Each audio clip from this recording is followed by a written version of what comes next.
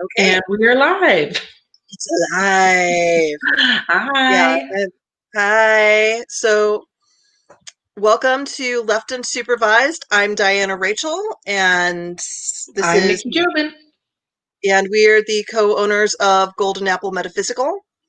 And I am the author of Urban Magic, A Guide for the City Witch, and the upcoming hex twisting counter magic spells for the Irritated Witch. And a quick PSA, if you like an author and you can't afford to buy our stuff, please use a library instead of pirating like an asshole. You have a legal way of getting free books that we still get paid and you lose nothing. So knock this shit off. Thank All you. right. I had an interesting talk with a young woman who knew who she was talking to, but apparently did not connect some synopses. And Uh-huh. when I was talking to her about some books and some things for her path, she's like, "Oh, I'll find a PDF because Mama doesn't like spending money." And I'm just like, "My tax money went to your education. Use the library." Okay, duly noted. It's great. Do we need coffee? No, I need more whiskey. It's been that kind of day. Okay, well, I'm off the whiskey train. I am having my comfort drink, my coffee drink right here. Well, and it's 9 o'clock at night for you, so it's midnight. So, like after the show, I'm probably going to be up all night moving furniture anyway, because that's just kind of how it's been working out lately. Um, So, yeah. And this is my first episode back from having COVID. Wear a mask, motherfuckers. Uh, and I was actually thinking about that, and especially since we're going to be talking about empaths and being an empath, I know a lot about having shit for boundaries and having to work on it.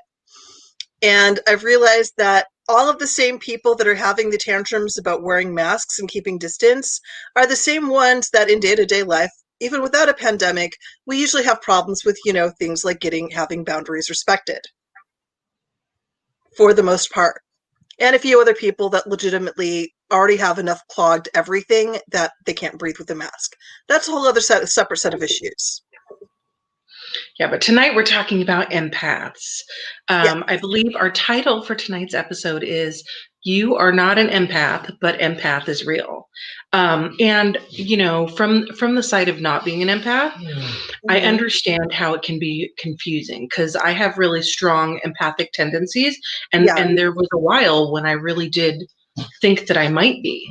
Yeah. I had some kind of strange stuff happen, and I was very curious that I might be.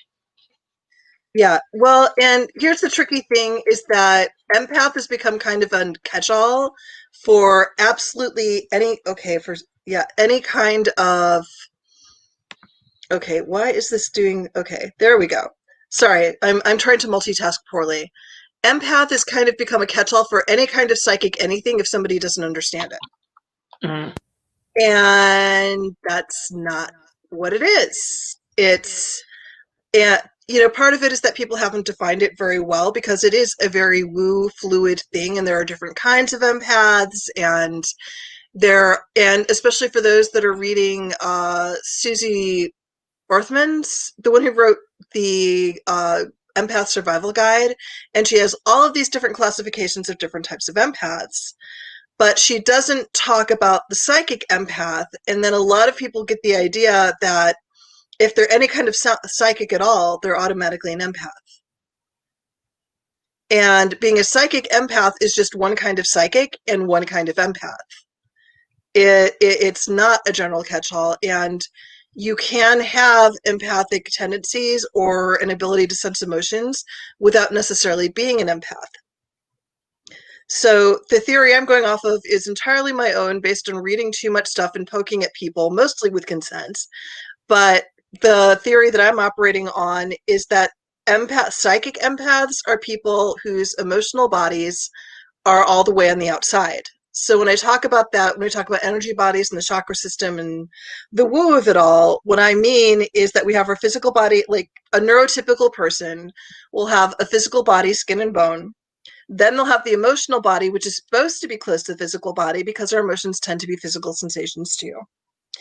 And then from there, and I know, Nikki, you've heard all of this, but Then the next one out should be the mental body, in theory, and then like the auric body that has all the woo goodies. And then when we shield, we just shield the auric body, and we're using a little bit of energy from the auric body, and it covers everything. So one of the first signs of a metaphysical empath is they will try to shield the way everybody else's does, and they still can't keep things out. And that's because when they shield, we automatically go from the auric body, because that's where the energy to shield comes from. And it shields the auric body, but it leaves that other emotional body, which is the most vulnerable one, all the way on the outside. Now, how people become empaths, I have a theory that for most people aren't supposed to be psychic empaths, even those that are. And a lot of people did that because there was some kind of trauma situation in their lives that caused them to trying to get ahead of trying to create an early warning system for themselves. They ended up pushing their emotional body all the way to the outside to pick up on the emotions of others, to try to defensively predict what other people were going to do. And to some degree, when you can tell there's an emotional shift, you can kind of tell what they're going to do. And unfortunately, once you've pushed it all the way out, you cannot bring it all the way in. So let's break this down for a layperson. Okay. And how do they tell the difference? Because for me, the reason I thought that I might, at the point that I thought that I might be an empath, was because I was picking up emotions that were not mine. Right. Which I honestly thought, I didn't realize that there were different degrees to it. I literally honestly thought that if you were picking up emotions from other people, that automatically made you, that was what made you an empath. Yeah. And that is a baseline. When you were picking up the emotions from other people, were you confusing them with your own? No, it was more like there were times when I'd be crying, Mm-hmm.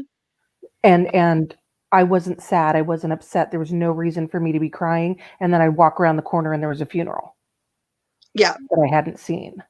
So, okay. So for the empath, and again, because this is where I've mostly focused, is I have a test, and I'm trying to find a test for people that don't perceive energy the way I do, and I haven't come up with something good yet. But for me, the empath, I'm looking purely at the energy body order, and I have worked with your energy body order, and you actually fall into the neurotypical. But there are other things going on that can cause you to sense the emotions of others. And it's not just the most obvious one is for the empath, because they quite literally lack boundaries, even within their energetic system. And so, like, I will do a test, we'll say, okay, think of something that makes you laugh, and I will look for where I sense motion from my hands without actually touching the person. And if it's closer to their body, it's usually, the energy body is where it's supposed to be. If it's further out, it's not. So, for you, your energy body order wouldn't be what I'd consider the empath energy body order. But you do, and I would need to spend more time, like, picking apart your energy bodies in ways that are probably more intimate than you and I are comfortable with. But my thought is because of the way you work energy, and because you do the shadow energy, it's almost more like you have this natural tendency to hoard your environments. Like, the way Martuni's kind of feeds you, and like this has been something where, especially with the pandemic, you haven't been able to get that social and energetic feed. And it's partly because you are, one, very connected to the energy of that space. And it is something where there's a mutual nourishment going on. There's kind of a courting going on. And you have that connection to San Francisco, the Bay Area is where you grew up. And so there's some land energy courting going on with you, especially with your Celtic heritage. And so if there's something going on with this, a strong emotion connected to that spirit, because you are connected to that spirit in a different way, where you have basically energy cords going out rather than just a body running around naked, you still pick those things up. At least that is my theory for how that works. Aside from, finding a way to x-ray your energy bodies, which would be fucking cool. But, that this is kind of like what I can see with unverified personal gnosis and, the weird Diana space that nobody else can live in. But that's operating theory on how it works, especially because what you do is a type of healing where you take energy out of people. And I don't actually think what you do falls truly under energy vampirism. I think that's a misunderstanding of what you do and how it works. But it is something where you have to have something that is similar to what psychic vampires do. And it is just simply that there isn't necessarily a biological drive to grab that energy that way, but there is an emotional drive to find the emotions where you might be able to take that energy out. Thus, yeah, is that tracking? Yeah, that's totally tracking. But let's just say I'm Joe Schmo off the street and you don't know me, you don't know how my energy works. How would Joe Schmo off the street be able to tell that I'm just sensitive to emotions or I'm a true empath? Are there a few just points that that there's something where you could say if this happens to you, you are likely a true empath? It would have to be like if it was just Joe Schmo that I just met in the street corner today, it would have to be a series of conversations over time. Well, I mean, how would they possibly tell and are there some indicators that would tell someone that this could be the where I'm at or what I am? So I would say it would be okay. So it'd be like a series of, I guess, for lack of a better word, symptoms. I don't want to pathologize being an empath, and I think people do to some extent, which is part of some of the issues we have with it. But for lack of a better phrase, I'm going to say there's a grouping of symptoms, and having a few of them by themselves doesn't necessarily mean you're an empath. But if you have a bunch of them all at once, it means that the likelihood is higher towards that end. So the first is, okay, Joe Schmo, let's assume he's never done anything magical. Mm-hmm. But he gets into a crowded room and it's immediately overwhelming. He has ended up in relationships because he got swept up in how the person felt about him. And only like further along the line did he realize that he never actually reciprocated those feelings. He was just experiencing their feelings. Has trouble saying no, especially when someone really wants something, sometimes to his own detriment. Frequently feels nourished has this conflicted thing where it feels very nourished in nature spaces, but then while in nature spaces can start yearning for social spaces because of lack of input. That combined with, especially on the psychic level, a tendency to either feel vibrations or know that or sense that things are active in ways that an ordinary person might not. But then, unfortunately, I do have to go to the pathology side of empath and combine all of those with any history of codependence, because a lot of empaths, even non-psychic empaths, it's really hard to tell the difference between being an empath and being codependent, and sometimes there isn't a difference. Mm-hmm. And then also any kind of specific type of trauma, whether adult or childhood, usually around a relationship where you're trying to get ahead of the other person's feelings for your emotional or physical safety. And so it's basically like a combination of these things can make an empath. And on top of this, a hypersensitivity, a fear of expressing their own emotions. A lot of us are just fucked up and have to work our way through it for decades. But it would be one of those where it'd be like, I'd almost point him to the Empath Survival Guide as a starter and say, okay, see if you're on this on the psychological level first, because it can be so hard to discern between the psychological and the psychic one until you recognize the psychological differences. Mm-hmm.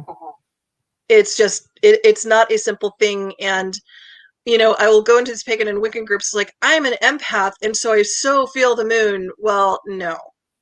The moon is a rock. It definitely has energy, and it regulates moods, but I do not believe it really has them. Okay. Or it's I'm an empath and all these ghosts are bothering me. Well, I'm an empath who happens to have second sight. So, of course, dead people pester me. But they pester me because I have second sight, not because I'm an empath. Fair. These are different things. Are you on the? Can you see the comments? Let me see here. Let me We have a let me comment go from over. Vanessa Redding. Okay. Yeah. Oh, and this is actually, we know her. She is a psychic vampire whose opinion I quite trust. I'm pulling her Yeah. comment up so the viewers can see. I know Yeah. we're not showing, but while we're just kind of giving Yeah. people a few minutes to take a look over that. Yeah. And the idea that someone could experience those as well as types of energetic input that belong to one or another, but not really belong to either is interesting. Yeah, I would say that there's definitely a spectrum between the two. And she's actually sat in when I did a presentation in magical hygiene at Paganicon and was very helpful because I was talking about from the empath perspective when I was teaching in magical hygiene, and that eventually morphed into my empath training.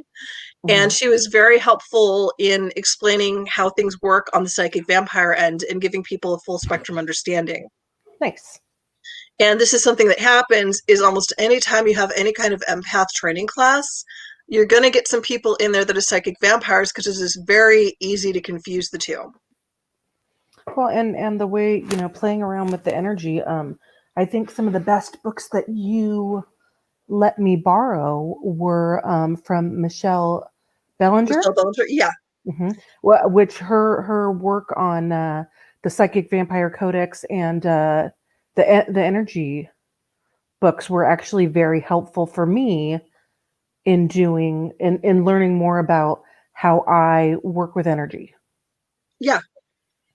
Well, and even for people that aren't psychic vampires, that's some of the most clear-cut explanation of energy work I've ever read.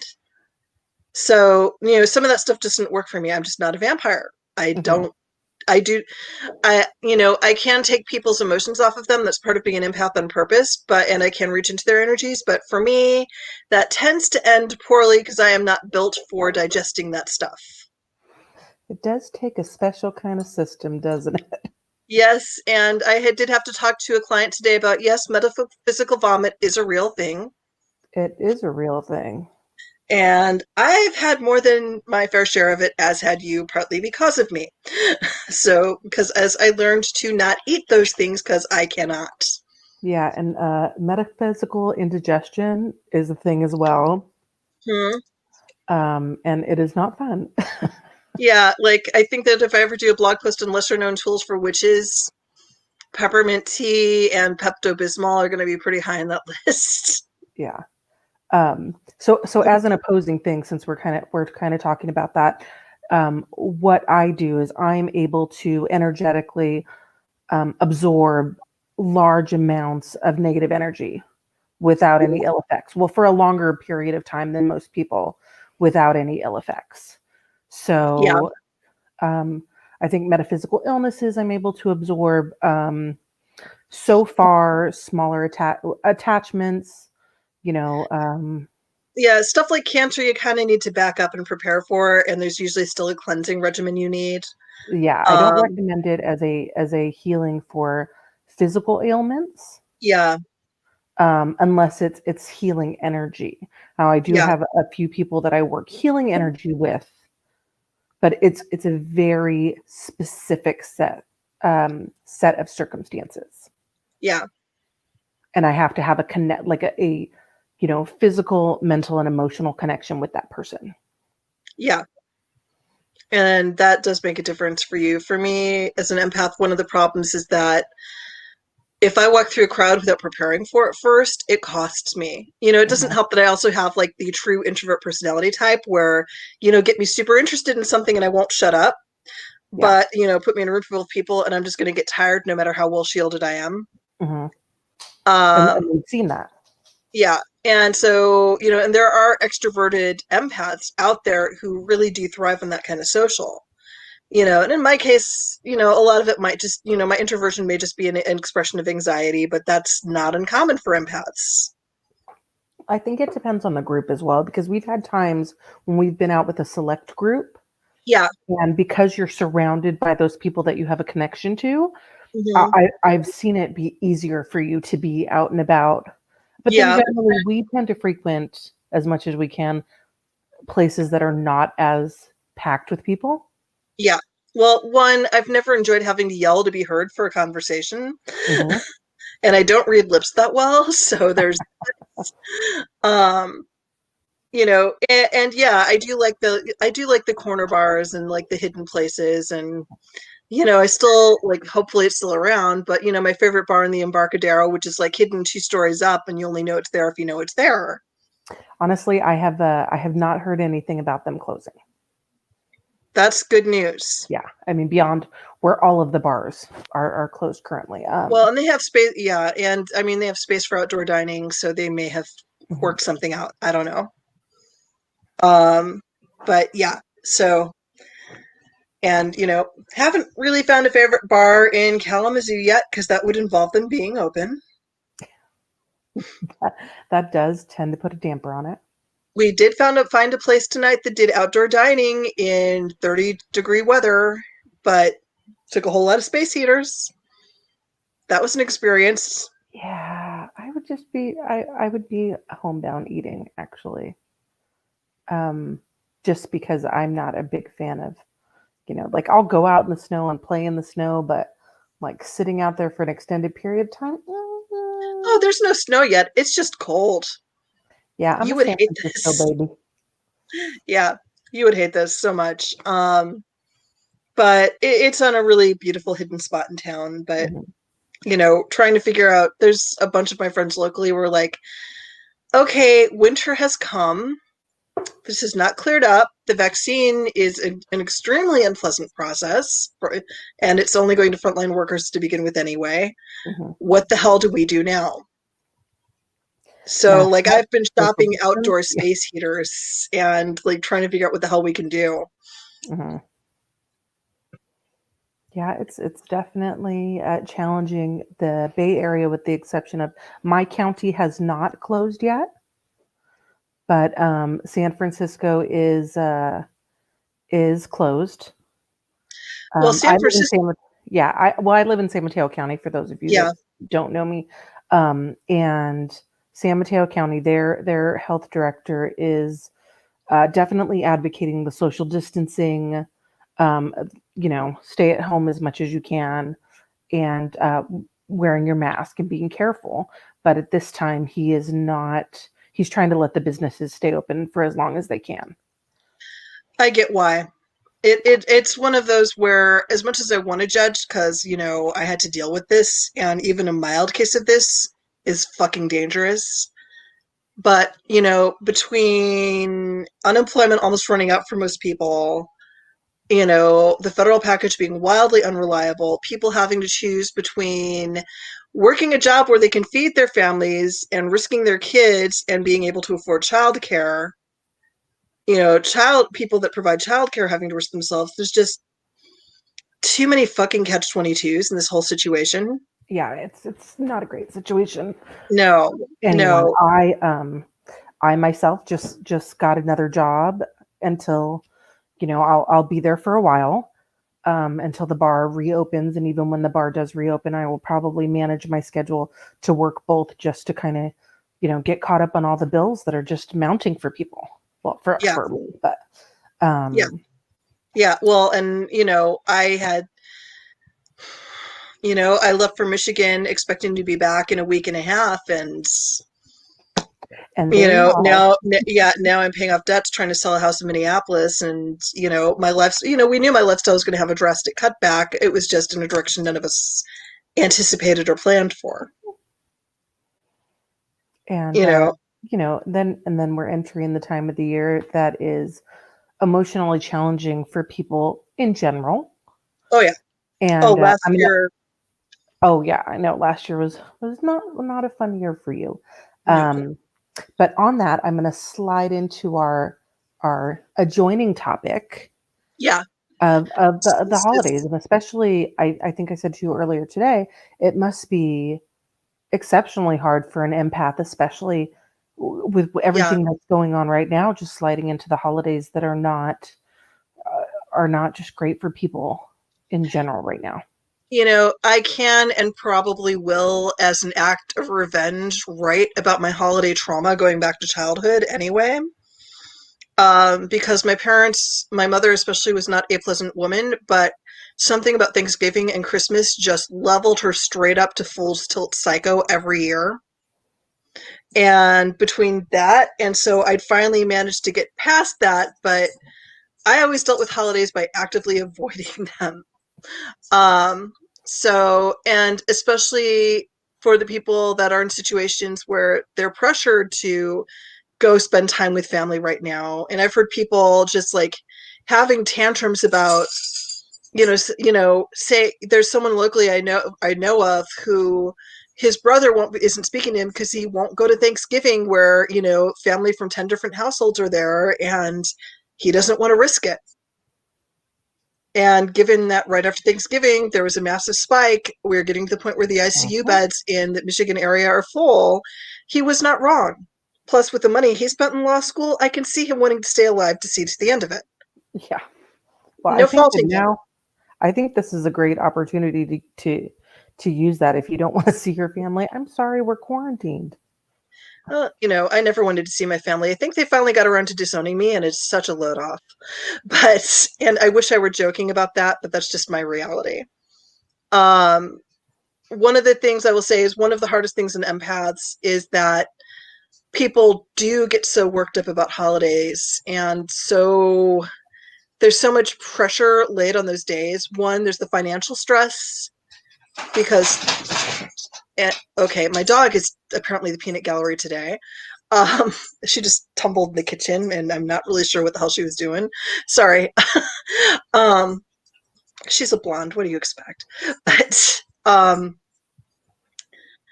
when you're basically cooped up with family and you already have trouble shielding, and so empaths, the quick thing is double shield, and I can talk you through that at the end of this, which will help. But you're already dealing with people that are up in their stress, they're up in their family resentments. There's nothing like giving presents to cause the mom always liked you better shit. It is one reason, it's one of many reasons I usually, give people gifts, and unless it's someone I really trust, I ask them not to open it in front of me so I don't have to deal with that. But it's just there's like all of these little passive aggressions that come out when you have to do something as communal as building a holiday meal and doing this. And even for a neurotypical person, that's stressful. But when you're an empath and you're already struggling to have boundaries, and these are the people that probably caused you to become an empath, it's just, hello button, people, everyone has their buttons to push, and your family are the people who usually installed those damn buttons. Okay. Which means that if you find a way to disable one, they're just going to find a whole new way to put one in you. And so, between the whole dysfunction of it all and the trouble filtering, and, the best thing you can do with these people is set boundaries. But when you're around people that, then this is the problem, is empaths, we suck at boundaries. It's a lifetime of work. And, you'll set these boundaries, and these are the exact people who are trying to train you to stop having those boundaries. So what you do for self-care will frequently blow up in your face unless you have an exceptionally fantastic family who genuinely consists of people willing to work on their shit and not take their feelings out on other people. And those people are rare. Are there any self-care tips that you can recommend? The first one I'd recommend is one that I was taught by Christine Rossi. She's one of the people working with Golden Apple, and she herself is an empath and an angel worker, and I've learned so much working with her. But hers is, what she would do is she'd realize she'd be having these sudden moods that weren't necessarily hers. Mm-hmm. And I've used this. My partner Tom has used this when he was trapped in a car with his whole family one time. You put your hands on your own body, like, on your knees, or like hug yourself, and say, right now I feel only my feelings.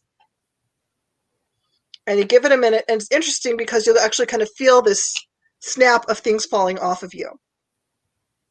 So that was one that I learned from her.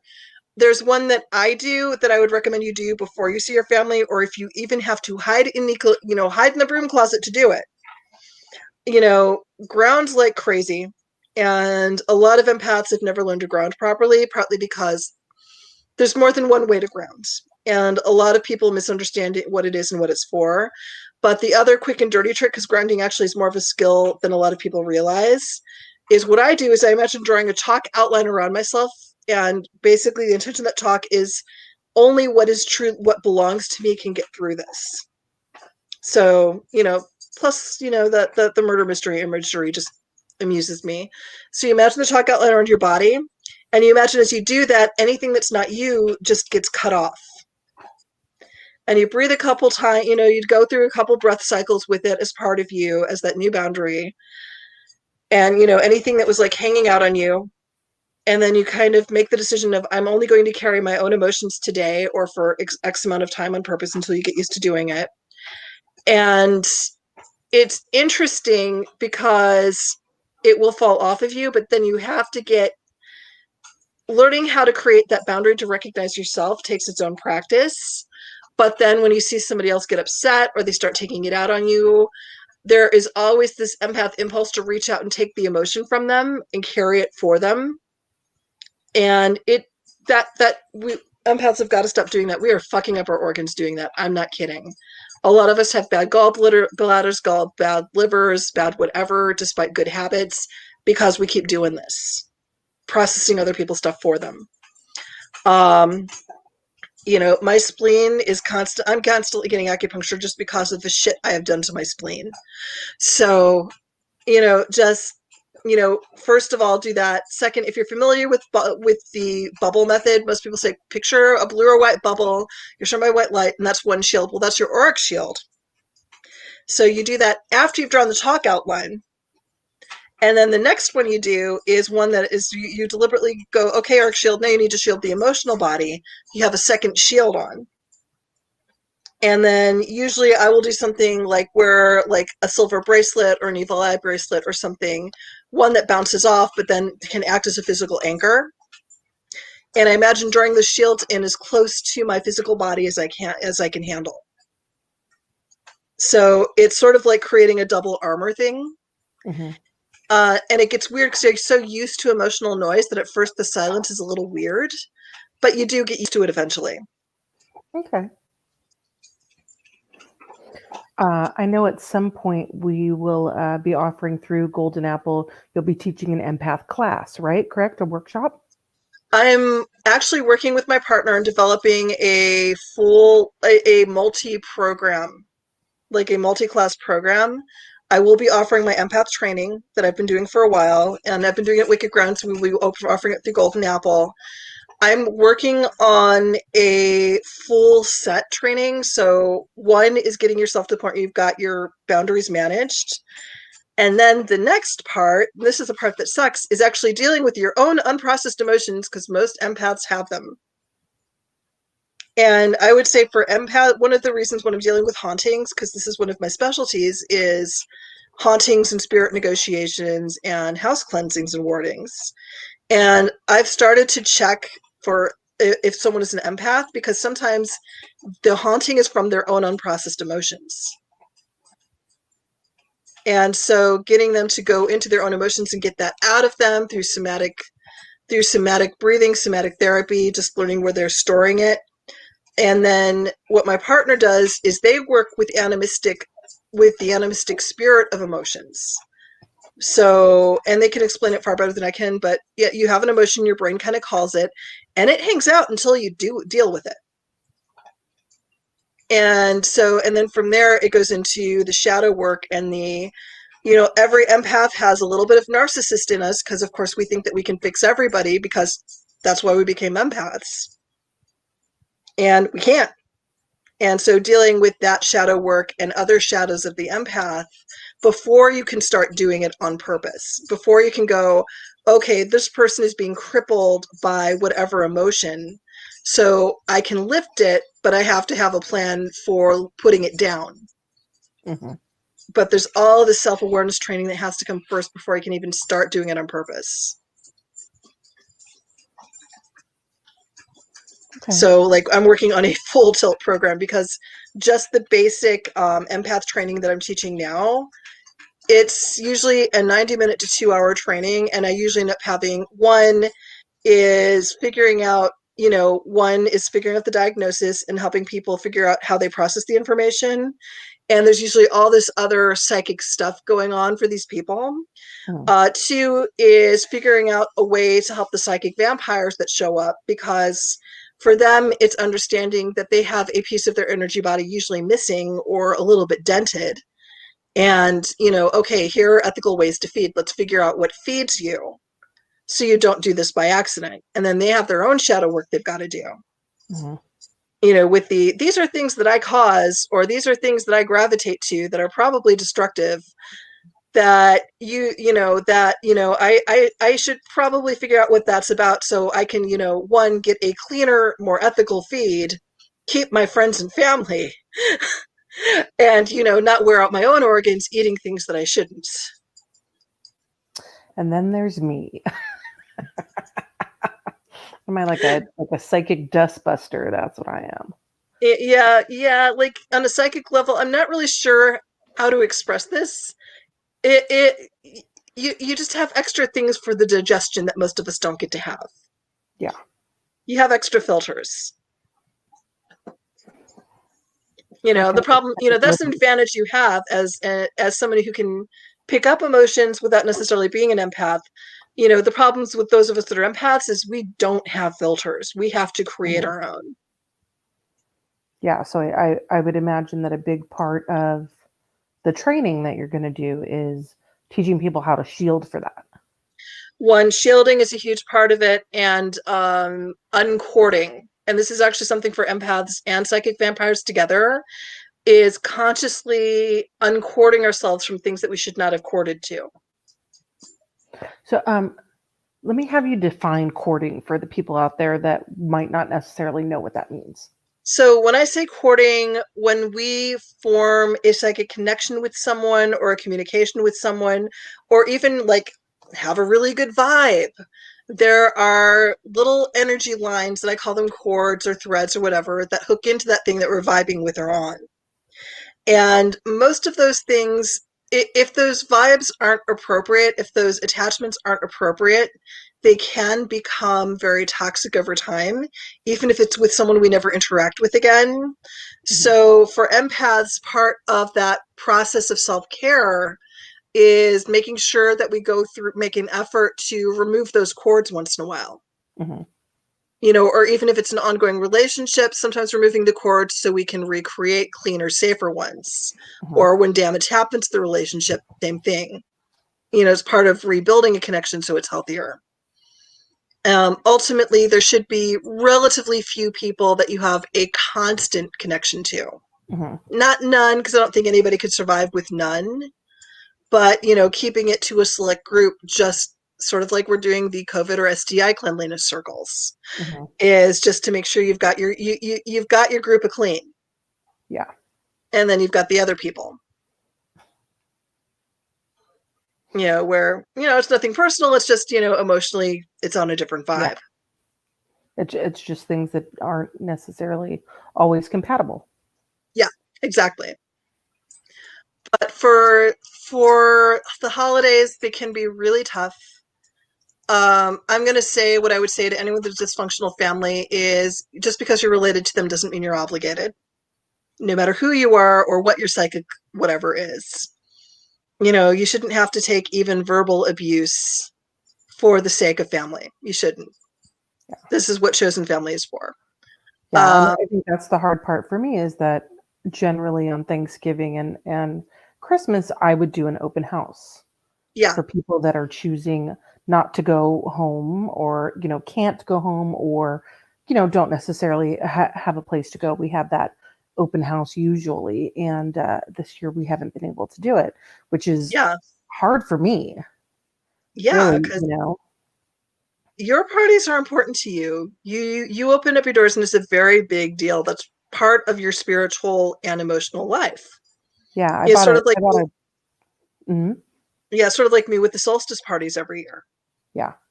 I bought a 20-pound turkey this year. I think that's the smallest turkey I've ever bought.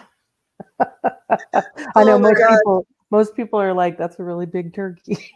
Yeah, the boys were with their mom for this Thanksgiving, so we were kind of like, are they gonna ask? I think they're afraid to ask, but Honestly, I think it's more that they're afraid of my cooking because it's very not Midwestern. Mhm. I don't know what they're going to ask about for Christmas. We have not figured out what we're going to do yet. Um, there will be a tree, but the tree may be 6 inches tall. Mhm. That's all I know, and I am perfectly happy not making a turkey this year because I've been doing it every year, including last year when I was sick as a damn dog. So, this is the thing is there's a lot of social pressure to feel a certain way about the holidays, and the fact that there is social pressure comes to places where other people feel insecure, so they want you to show the feelings that they wish they had. So to see underneath it, and I know last year was so bad. I remember looking at the holiday lights, and I enjoy pretty lights. I enjoy the decorations, and I couldn't even get myself to enjoy them.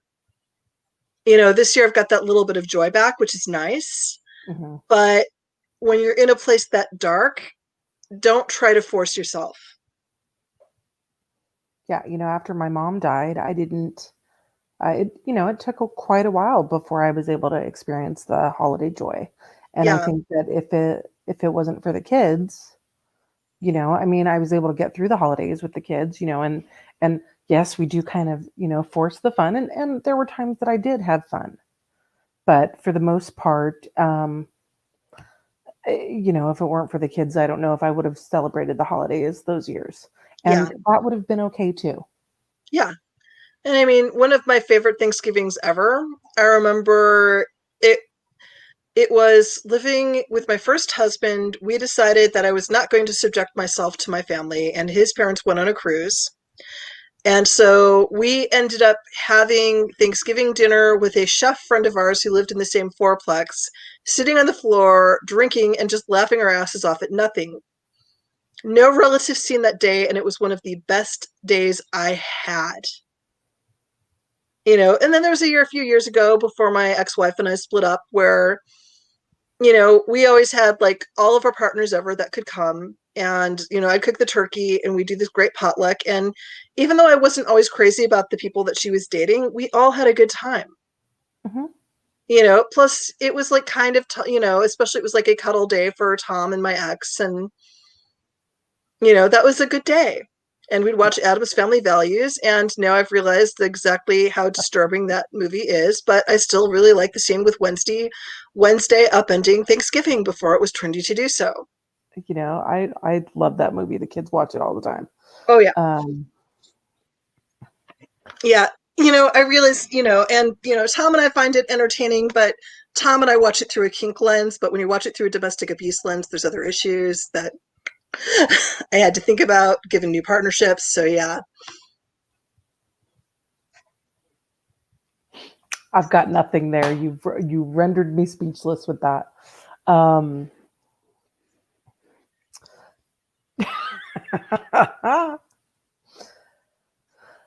so I'm going to move on to we have a couple viewers questions, Hi. comments. This is the time for the peanut gallery.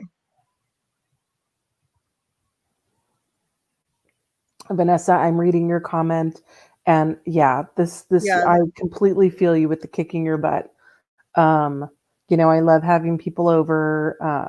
I might obsess over my table just a little bit because it's the only time of year that I get to have my china out.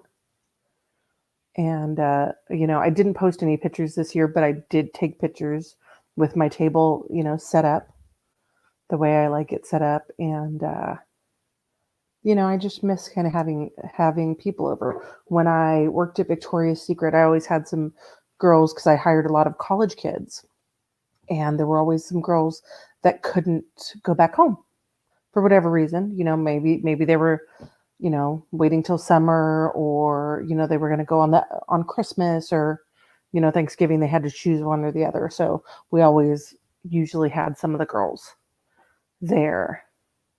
Just it's good to connect with other people if that is something that works for you. Yeah, it is. And again, over the course of your life, there's going to be family you choose. Hmm. And that's usually a lot more pleasant than necessarily, and this includes people that you were born into. Is there are going to be people that you're born related to that you would choose as family.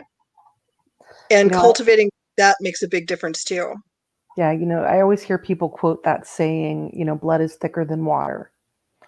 But what they don't realize is that they are actually misquoting that quote. The full quote is blood of the covenant is thicker than water of the womb. So basically, the opposite of what people think that means is true. Interesting. Mhm. Do you know what it's from? What the quote is from?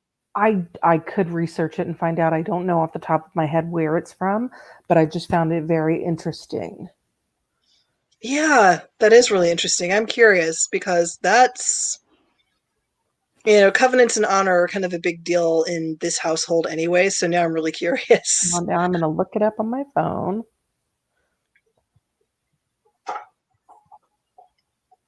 Let's see, blood of the covenant quote. The actual saying is the blood of the covenant is thicker than the water of the womb. And where is it? Does it say what Bible verse? It is actually Samuel 1 or 1 Okay, Samuel. Yeah. I need to reread the Book of Samuel. It's been a while, but Wait, nope. that. No, hold on. There's more things here. Hold on. The traditional proverb is believed to originate from medieval German poet Heinrich der something German. So if you wrinkle your face and spit, you'll probably get it. Yeah.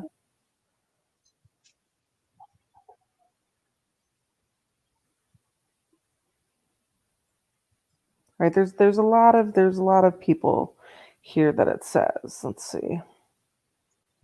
So it says it's, from an article here, 4 quotes that you have been terribly misquoting. I'm trying to see if it shows. It of course, nothing ever says where it's from.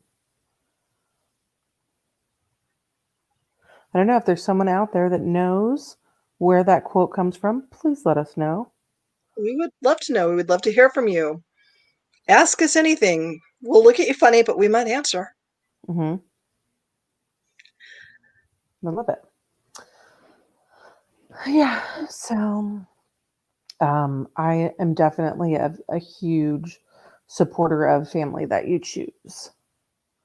And Um, that is pretty much what I've had to do with my life. So, yeah. And I probably will be writing something for my Medium blog about family estrangements and my own experience with it, because I think it is something that needs to be talked about a lot more than it is still. mhm. Especially because people will talk about it through the queer lens, and I am queer, but this happened before I ever came out. And it's a tough decision. It's not a decision that everyone can or should make. I have no regrets about my decision, but it's still one of those where for those of us there's so much shame around any relationship that fails. Mhm. And you don't get to pick the relationships you're born into. And so when they become so dysfunctional that they can't work anymore, there's very little support for that. Yeah, You hear the unfortunately. yeah, you hear the but it's your mom. Well, you know, sometimes that counts, but a lot of times there are things that people will do that are too far no matter who they are. Hmm. And honestly, there's nothing holy about a DNA tie to someone. No. And I've never been through labor. I understand why someone might go, you owe me, but even that has some limits. Um, yeah, you might have some other opinions about it. You have had that experience, I have but had that experience, but I don't think it's an oh you owe me kind of thing. I mean, I don't particularly feel that way. We've seen time and time again where I don't think about things the way other people do, but yeah, I made that choice. I made those choices to go through my pregnancies. yeah. So I don't think they owe me a damn thing except for, maybe being quiet before I have my coffee. Good luck with that. No, they're really good. They know. Mom hasn't had her coffee yet. Shh. That's good if they're well trained. I have had to talk to the boys about okay, you know how when we had the 5-year-old staying with us and you had the dude I just got up thing? This applies to me. When you see me just step out the door and you're between me and the coffee maker, you need to wait. Yeah. And they're getting better about it. They are learning. Well, and that's kind of, that's kind of a kid/teenage thing. Yeah, it We had that is. conversation too. I'm like, I understand that when you guys need something, you think that it's an immediate need. However, you have to remember that I may be in the middle of my own thing that I cannot walk away from. The way I used to phrase it for little kids is, okay, I need this in grown-up time and not kid time. And so they would usually be more patient with me when I put it that way. Because Yeah, my time for kids me are is old moving enough for much that, more and I'm just slowly. like, go away. Eh, I try to be nice to the little beings. They're a little too close to my ankles, and a lot of them have teeth. Well, mine are taller. Mine are, over waist height. So Oh no, mine are both taller, but I still call them ankle biters. yeah. So, yeah, how it's okay to feel how you feel. And for those of you that are just like your families and have to stay away because of the pandemic, I know that Zoom is not the same. I know that Facebook Live is not the same, and I know you probably have a dad somewhere that is still doing this thing about how does this work, and seeing more nose hair than you want. And I know it's Better not than this. nothing. It is better than nothing, and those little efforts still help maintain a relationship. I think the biggest thing about the Zoom is that I think people are getting zoomed out. They are, they are. And there's not enough alternatives for stuff to do. Summer, people were starting to figure out things, but especially now that I'm back in a winter climate, we can't just go to a drive-in movie or, go hang out in a park. On top of it, there's so many alcohol and blue law restrictions here. I had a friend who wanted to just have a drink outdoors with us. And one, I still have a dislocated toe, so I could climb the stairs to their apartment balcony. Mhm. And it was also most of the parks around here, you're not allowed to have alcohol at all. So you can't just sit outside and have a drink with somebody. What's a blue law?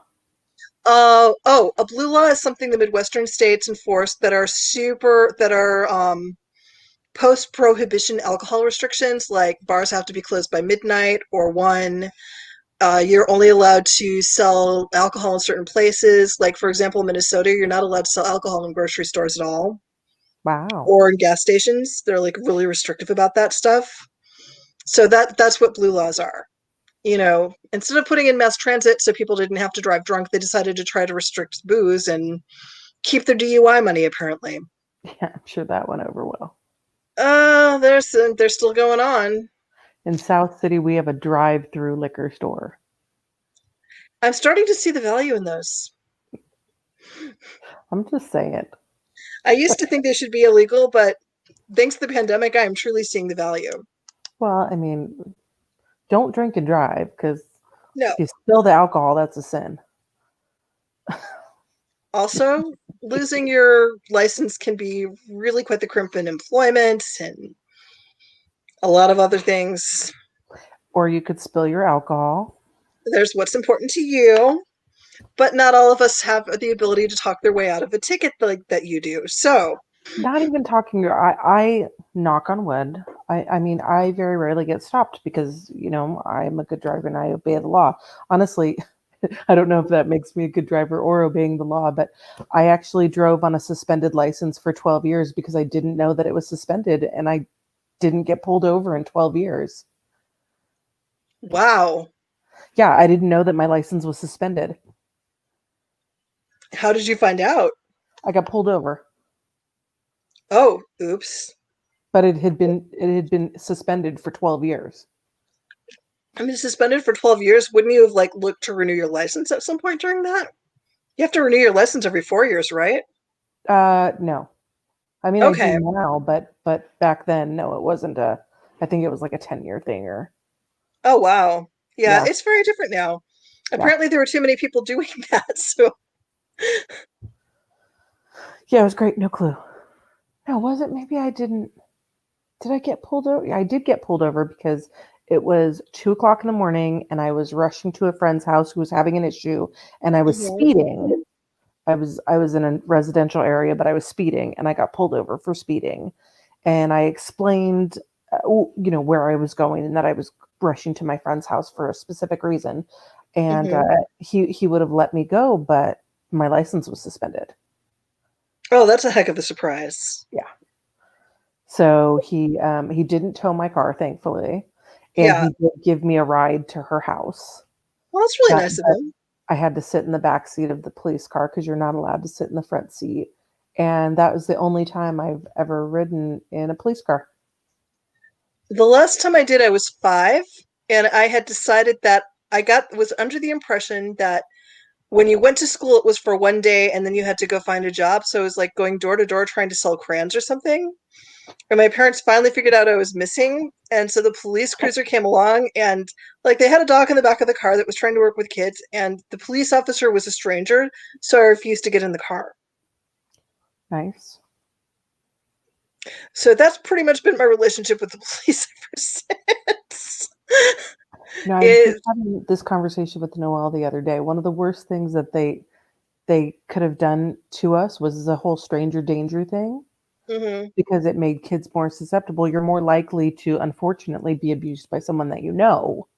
Yeah. But we were so focused on stranger danger that it left an opening in the Well, place where we were vulnerable. yeah, it's human tribal mentality or city wall mentality is in the ancient cities, people they would build walls around them as a way of protecting from flooding, but also to keep out invaders. And so if people came through the city walls, if they were not people that from inside the walls knew, they were immediately treated as more dangerous. That's part of what the Sodom and Gomorrah story was about, was lack of hospitality, is these people were from outside the walls. And so of course the citizenry just didn't trust them because stranger. Yeah, the only thing I remember about that is Pillar of Salt. Yeah. Yeah. That was the don't look back, but of course you look back. Hmm. I still kind of suspect that part may have been rewritten for an agenda. Yeah, probably, but it's not a bad life lesson. If you've decided that you're done with something, don't look back. Or you're gonna get salty about it. Well, some of us are Sorry. just naturally salty. Right, there are no questions. Well, it's December. People are a little slower, and might see some stuff later. If you watch the broadcast later and you have questions, go ahead and leave a comment and ask. We'll still answer you. We will totally answer you. Shoot us a DM. You can. Well, it's harder to find me on Facebook because I don't have a personal public page. Yeah, but Um, well, through Golden Apple. absolutely, absolutely, and or if you go on the website, it will get to me in general, and I'll pop that website up there. Um, if you don't know the website already, because I don't post it often enough in these live videos. I don't usually have it streaming across the bottom there. But yes, this is our website, and we are very much a metaphysical startup business. Your support is always very much appreciated, and we are expanding a little bit every day. Hmm. We're still working on a micro business platform, and the way we grow is with support from our viewers and from people that want to support a small San Francisco shop. Hmm. Tell your friends. Please. Let's see what else is going on in the metaphysical world. What have I been? I've been watching Ancient Aliens again. I do kind of love that show. I remember Albie. Remember Albie, the one that from way back? Because he was really into that. He was like, I do. I can't see his face right now, but yes, I I don't, do. I don't think you met him. Maybe that's why But I he can't was see really, his face. yeah. I don't know. There's like this particular class of guys in San Francisco where their favorite thing to do is to smoke weed and watch Ancient Aliens. And they tended to be very nice guys, but not motivated enough for me. Now the memory is coming back. Yeah. But yeah, what was I watching the other day was one that they were talking about ancient druids. Interesting. And there is it's in New York State, Westchester County, North Salem. Mm-hmm. And there is a rock called Balanced Rock. And it's a Okay. rock that basically is sitting on top of, I believe, I can't remember if it's 3 or 5 other rocks, but it's been placed there. So, the whole New Age kind of theorists are saying that ancient druids somehow placed it there, even though there's no record of the druids coming to America prior to. No, Vikings got up and everything, but druids, to my knowledge, did not. Yeah, but they're saying, with their ancient alien intelligence placed it there. So I don't know how much I believe about that, but I do think it's cool that on this particular show there is electromagnetic energy coming from the rock. Okay. So they were able to measure it with some technology, and the geologists say that they believe that it was called a geological erratic, like a great glacier erratic. So when the glaciers were receding, that it got placed, but it's just the placement of this is so perfect. And these rocks are not the same geological material as are found in the area. So it's kind of a cool. That does sound cool. I'm just thinking, why do people keep thinking that it has to be druid? Because indigenous people did do stuff like this too. Yeah, but what they were saying was they don't. Though they did mention that the indigenous people did build similar things, they don't think they built anything like this. Okay. Well, I'm also thinking if maybe, teenagers have been teenagers throughout time, right? So I could see a bunch of them getting drunk and going, this will really mess with people. It's a really big rock. I don't think a bunch of teenagers could have moved it. Well, depends on how many, but yeah. Yeah. So they're just talking about in the area, and I think in Connecticut, there's I forget the name of it. There's another formation that looks like the Stonehenge and a lot of the things that they're finding in Britain now. But it's not a Stonehenge. It's the ones with the roofs that are set up, and they have the entrances set at a certain way, like during the solstice, so the light can come through and light the antechambers. Interesting. I know Minnesota also has Pipestone Monument, which is roughly the same age as Stonehenge. Mm-hmm. And I know that near Stonehenge is another set of standing stones that are about the same age as Stonehenge that are lesser known. Yeah, well, there's a lot of standing stone formations, like definitely all over the world. I remember when we were going to Crater Lake in Oregon when I was a teenager, there was a turnoff, excuse me, for a smaller Stonehenge somewhere in Oregon.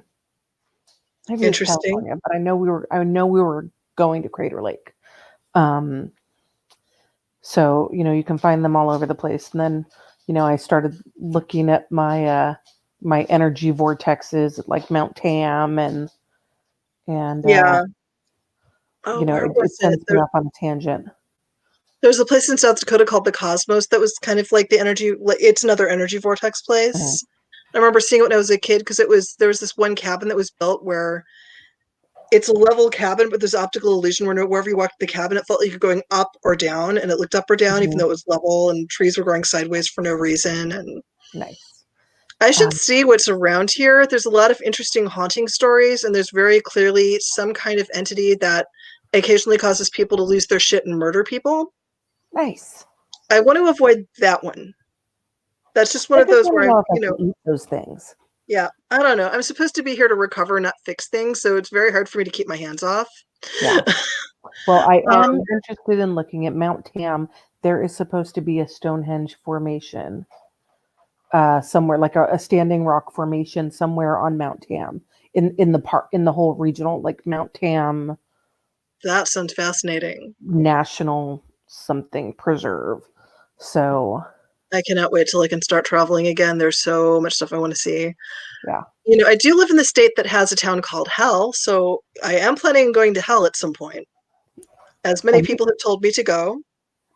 I did. I remember because I was watching some program and they were in the town of Hell, and I immediately Googled how far away it was from Kalamazoo because I was really excited.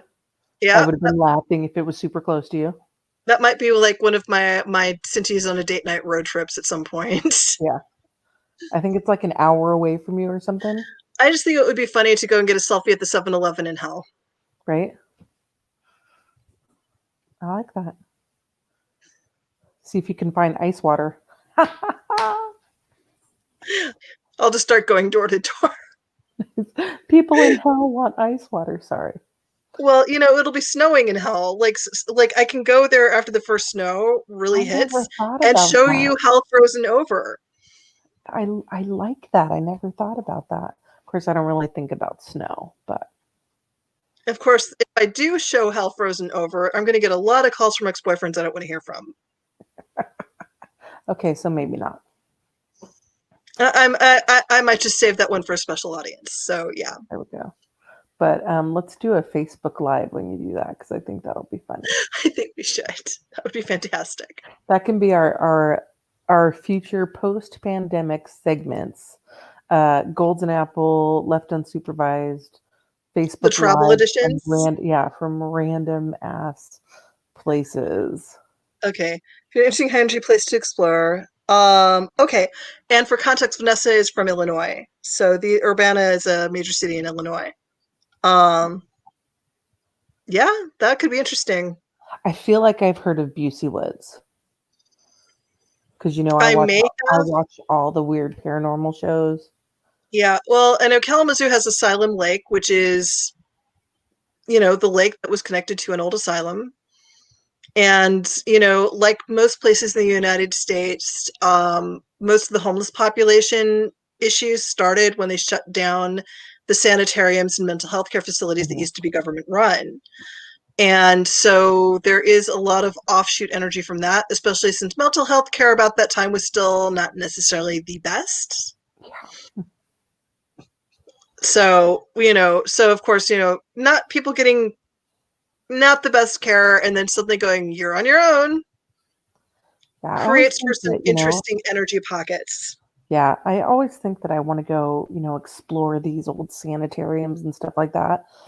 Hmm. But let's be honest, it might scare the shit out of me. It would scare the shit out of me. There were things there where I'm like, I'm the angel that goes where fools fear to tread. And Yeah, I look at it going, this shit is too big for me. I cannot take this on. And I am usually dumb enough to do exactly that. So, right. Yeah, I'm kind of half like I'd either be scared shitless or I'd be like, can I eat you? well, and there's the part of my brain going, all right, there's like how many dozens of spirits? The first thing would be like, get in line. Yeah. You know, I definitely have my paranormal team ready if I ever want to go explore stuff. yeah. Well, and my kids are super interested in parapsychology. Like, we just had to do a tablet cleanup with them, and the oldest, I had to like explain that EMF meters on laptops and tablets don't really work. Yeah. So I'm going to It's have the to real look deal. into getting the real deal, and if how much that's going to set us back if I do that, Yeah. because I can see ghosts, which is completely different from getting measurements. Mhm. And so what I did say is, okay, if you guys want to go ghost hunting, you're going to go ghost hunting with me, but that means you need to learn about, how your dad and I do it and understand that for us, it's actually work. But it's good to have both sides of that because you have the It scientific is. thing and then, learning how those meters work because maybe it's someplace that doesn't have paranormal activity at all. Maybe it's someplace that just really needs to get their wiring checked. Yeah. And that's what some of that stuff is valuable for. Yeah, years ago when I worked at Victoria's Secret, my associates that would work in the stockroom always felt like they were being watched.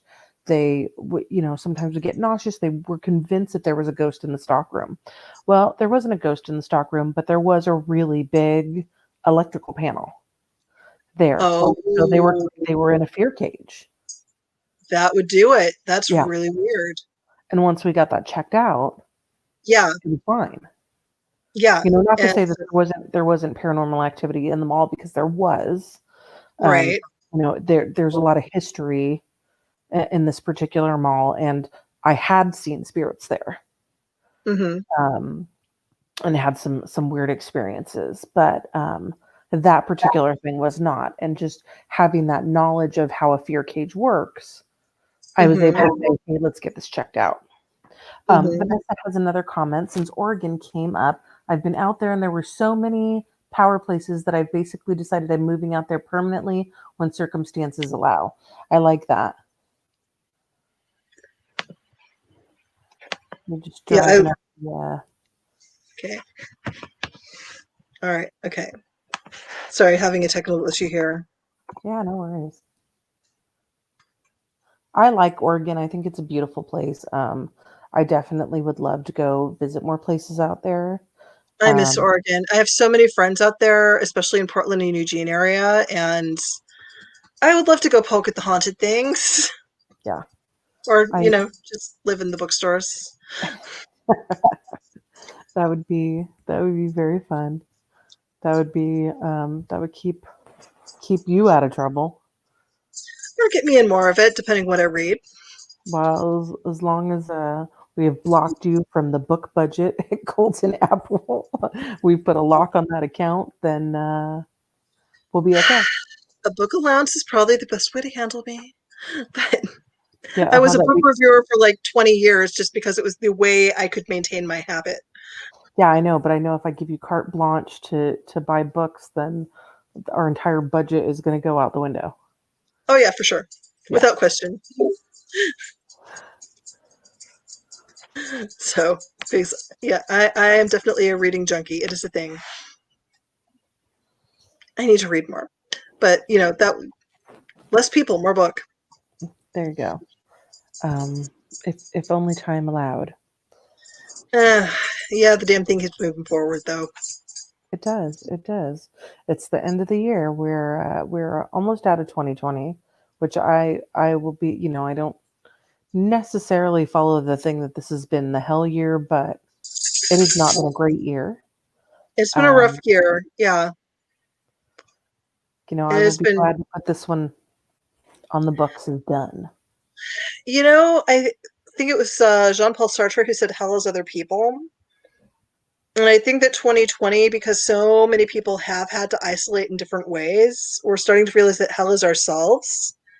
And American culture, a lot of it is a very extroverted culture. We run around and externalize everything. And when you're forced to isolate, you have to sit and hear it.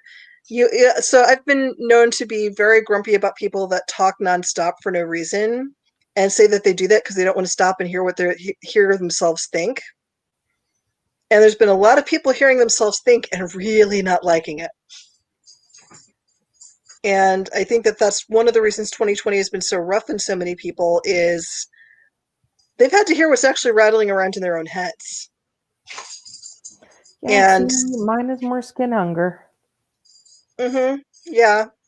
You do a good job of externalizing pretty much whatever you need to. A lot of people have not. It's because they have no filter. Yeah, pretty much. Pretty much.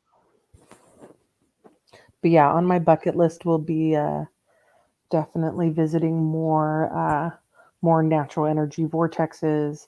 Yeah. I don't really think that it's a crazy vortex place, but I want to go to the mystery spot in Santa Cruz just because I think it's funny.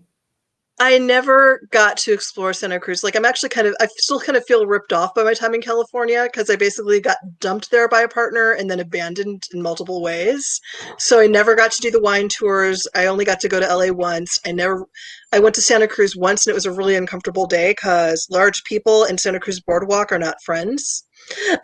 There's so much more to Santa Cruz than the boardwalks. I know, and I want to see it. Like, all I was able to do was like walk around the neighborhood near the boardwalk, and there was some deliverance country shit going on that I don't want to see again. You will always get these odd experiences. I think California gives me the best it has to offer, and it gives you the exact opposite. I don't even think it's trying to give me the worst. It just wanted me to see the ugly, so I truly knew what I was getting into. Because remember, I got sent there to deal with to fix some things as best I could. And you can't fix the things until you see the ugly. Oh, I grew up in the ugly, but I just Yeah. really think that the experiences California gives me are to make me happy. Yeah, not me. No, no. But again, it's also, and I suspect that may partly be the empath thing. I don't know. I used to think I brought out the worst in people about when I was 35, I finally figured out, no, I bring out the truth in people.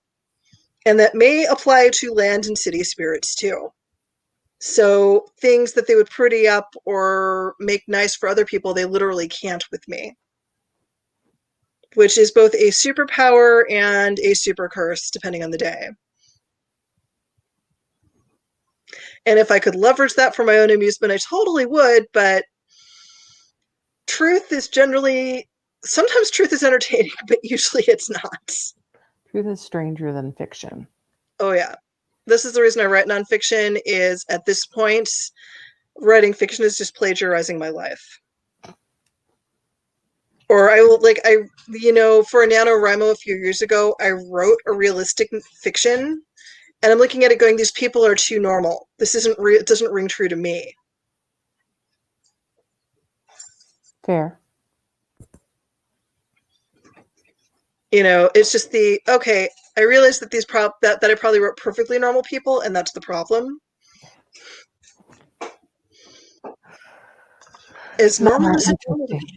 Yeah, not our interesting people that are really out here. Yeah, and plus, I mean, every time I've met a normal person, they've just been a freak waiting to happen, and they just needed permission to happen. And they're usually so much happier. Fair. I may not have been happier to know this, but they were so much happier. Well, I will definitely say that since we've been friends, I've definitely had moments of my life that I will never get back. And we know what that 2-hour span was. Was this the one with Tom, or was this the one with the knuckleheads?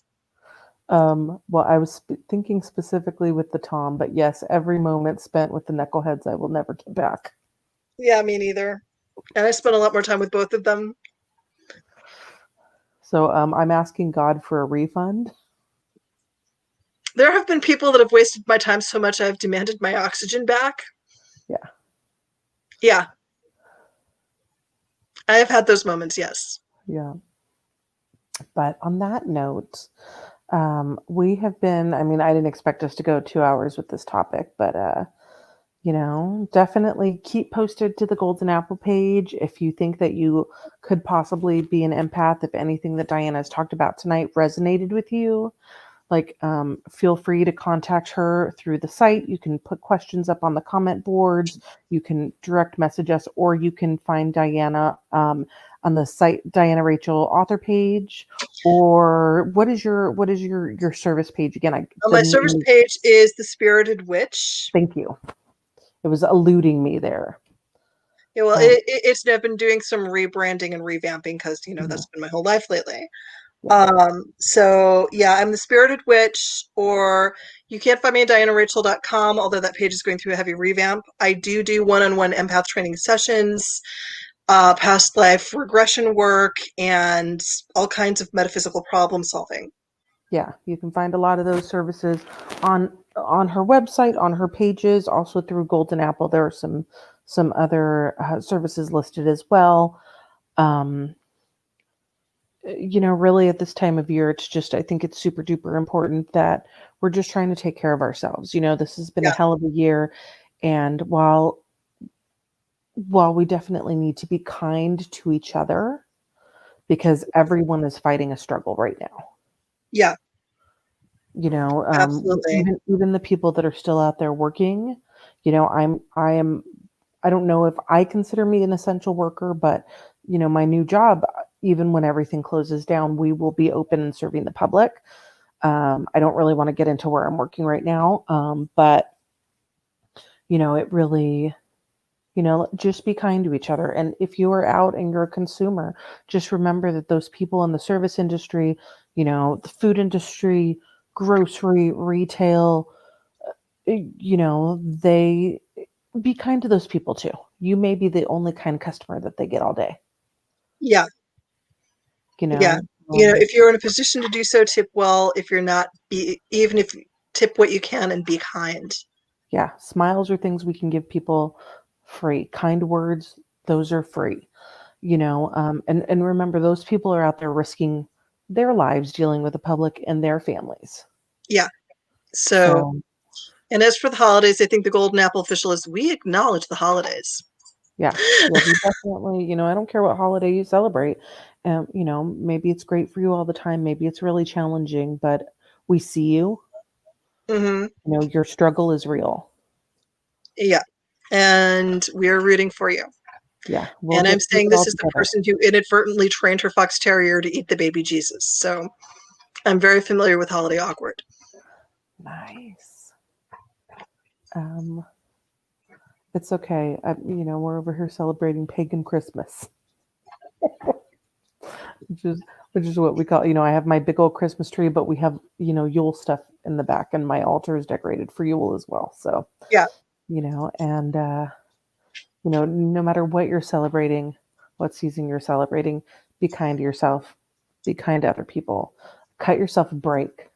Yeah. That's And a really sometimes, big thing too. and by refusing to be around people that are cruel to you is being kind to yourself. Yeah.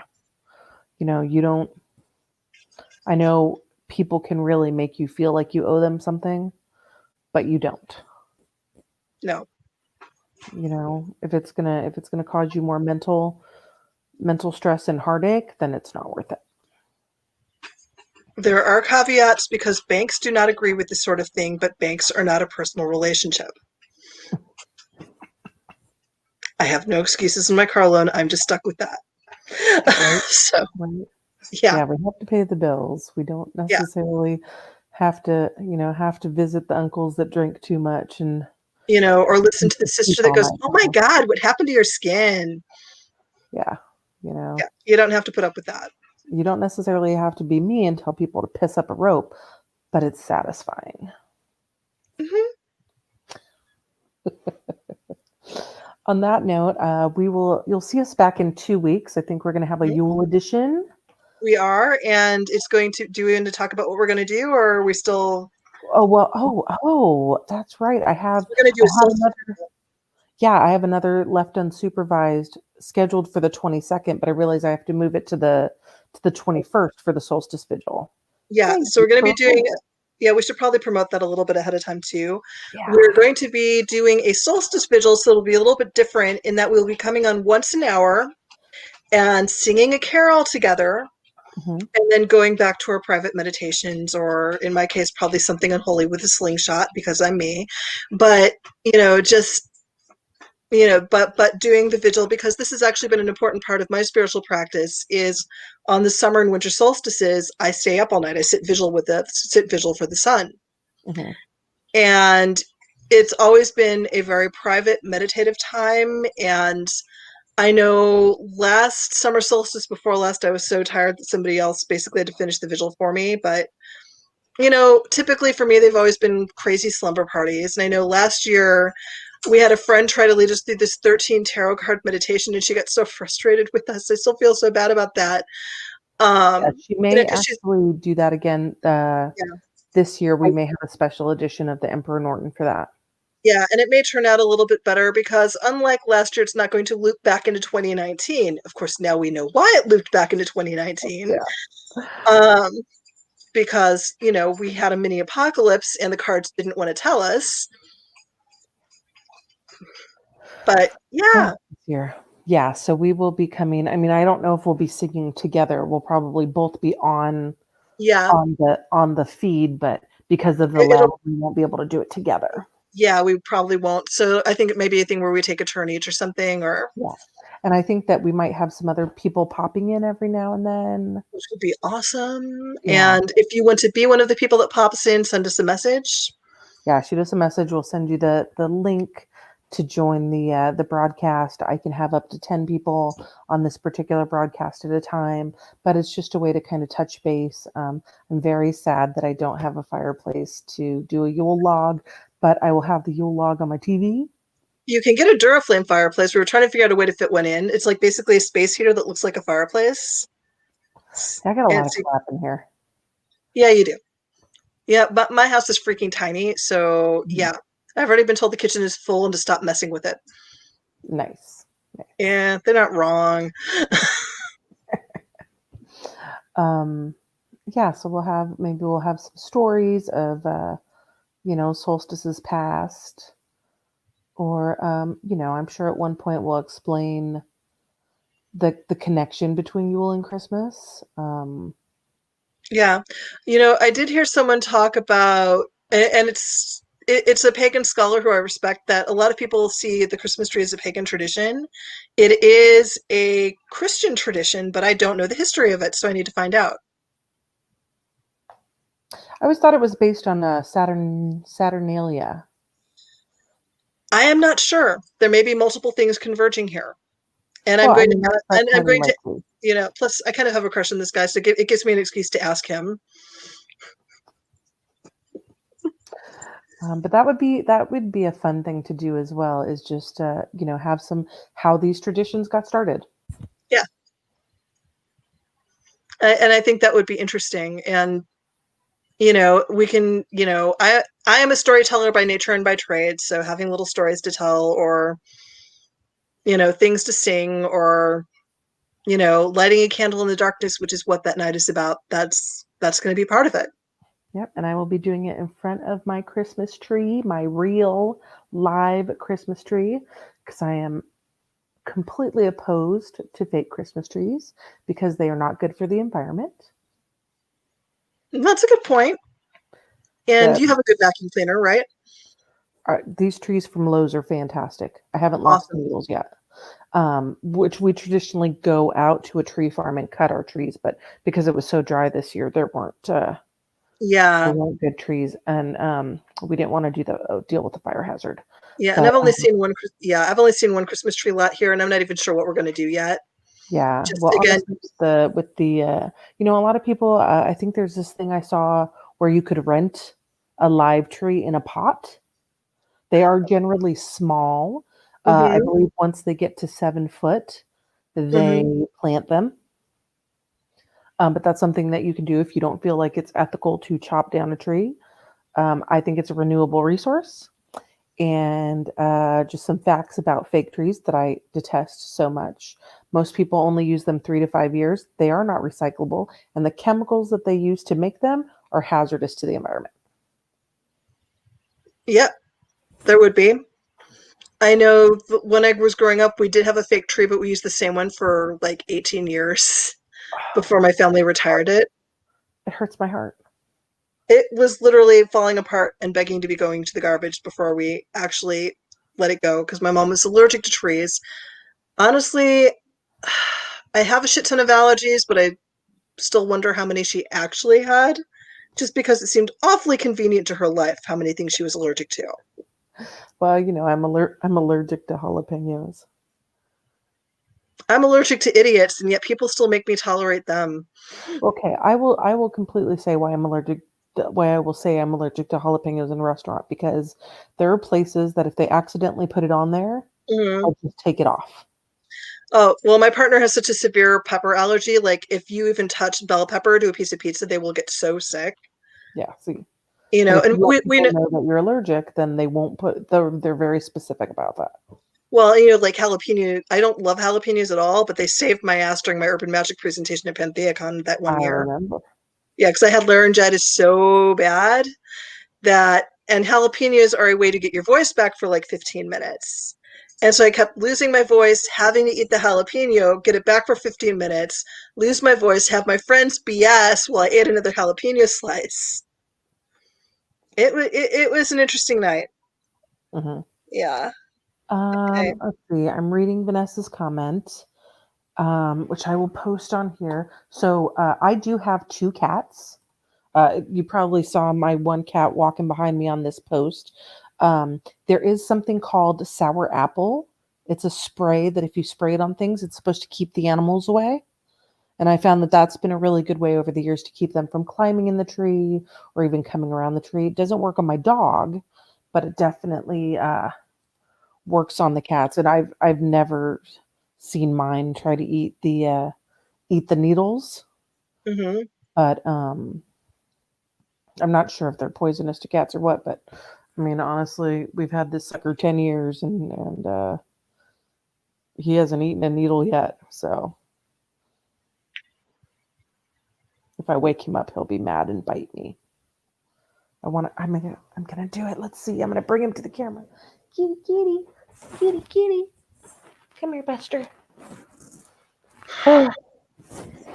Oops, come here. Oh, you're attached to my thing. This is Ramses. This is Ramses, the kitty who's moving all around and going, lady, get me off camera.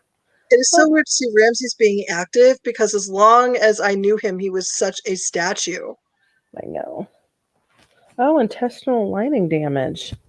Well, thanks for that, Vanessa. I mean, I tend to think my pets are indestructible. Oh, hi, buddy. Hi, buddy. I mean, Luna has eaten some stuff in front of me that I'm still processing. Yeah, my dog's like a dumpster fire. She eats everything. All right, I'm sorry. Go back to sleep. Has Ramses found his spot yet? Oh, he's been sleeping on my couch for a solid week. And now the dog just came and laid down where he was laying down. Oh, I'm sorry. I know you can't hear me. I'm sorry. But he's so cute. He is. He's such a cuddle slut, too. He is. Look at him. He's just kind of chilling here. Totally deaf. Can't hear a thing. There's a keyboard here. He could walk on it, but why? You're right. Are you kidding? He just wants to be petted. He just wants love. I know. Well, and while we were doing the show, my dog wanted out, but I've trained her to be a little bit quieter about expressing her needs. So she comes up, sits down, puts her head on my knee, wanders off. Finally had to text my partner to go let her out. But she's really good about okay, I know you're on camera, so I'm going to be quiet and not bark and growl. Can I put you down? I'm going to have white fur all over me. Oh yeah, I'm just gonna buy stock in 3M because I'm going through those rollers, those lint rollers by the block. There we go. Look, Ma, no hands. Actually, I should see if Stash has stuff for 3M. But all right, I think that we've pretty much covered everything for tonight. I think that's us. That's it. All right, look for us on Instagram and what are we on? Instagram, Facebook. Yeah, Twitter. Instagram and Facebook. You can follow my individual Twitter. Yeah, Golden Apple has a Twitter. We just Golden Apple has a Twitter. I'm just really bad about posting on it. Yeah. And so we're mostly on Instagram and Facebook, and we do have our website. We do have a blog post. I did just drop a gift guide for what to buy your favorite witch for Christmas.